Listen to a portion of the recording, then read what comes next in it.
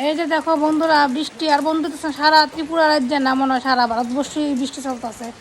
শিলচর মিলচর সব দিকে দেখো, দেখছো কিরকম বৃষ্টি। একবার উঠান বাড়ি একবারে কাদা হয়ে গেছে, মানে ভীষণ খারাপ অবস্থা। মানুষের বাড়ি করে তো জলও ঢুকতেছে অনেকের।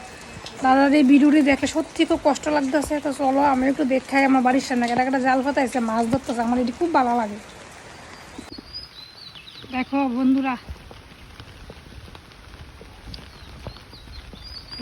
চারিদিকের কেমন অবস্থা। অনেকদিন পর তোমরা সঙ্গে আবার এই আমার গ্রামীণ দৃশ্য তোমরা লগে আবার শেয়ার করতেছি। চলো দেখাই কেনা মাছ ধরে। ও অনেক মানুষ আছে, অনেক মানুষ। দেখো পুকুর একদম বইরা একদম টুবু হয়ে গেছে। দেখো বন্ধুরা, গ্রাম বাংলার পরিবেশ, বৃষ্টি ভেজা মাঠ, কি সুন্দর অপূর্ব দৃশ্য। আর আমরা এখানে যদি জল উঠে, ফ্লাড উঠে, তাহলে তো বুঝো সারা কমলপুর টাউনে একদম জলের নিচে থাকবো। দেখো কি সুন্দর দূরের থেকে চা বাগানটি লাগতেছে, অপূর্ব অপূর্ব ভিউটা। কিন্তু আকাশে প্রচুর মেঘ, আরও বৃষ্টি হইব, অনেক বৃষ্টি হইব, অনেক অনেক প্রচুর বৃষ্টি হইব আরো।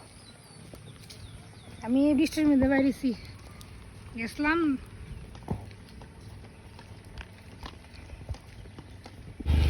দেখো বন্ধুরা কত জল হয়েছে, দেখো দেখো ড্রেনের মধ্যে কত জল। এদিকে সব পুকুর বইরা গেছে, দেখছ। এই জায়গাটা কিন্তু আমরা প্রত্যেক দিন বই, তোমরা জানো। কত জল, দেখো কত জল। আর এদিকে দেখো মাছ ধরতেছে সবাই।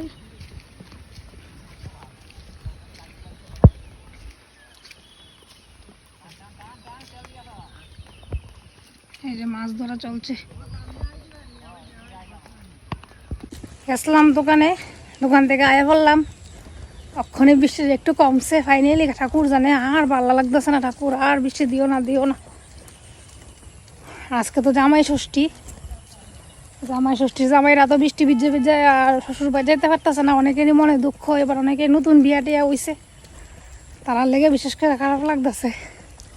অনেকে হয়তো বা চাইবো যারা কাছে আছে। তো ঠিক আছে, হায়া করছি বাড়ি।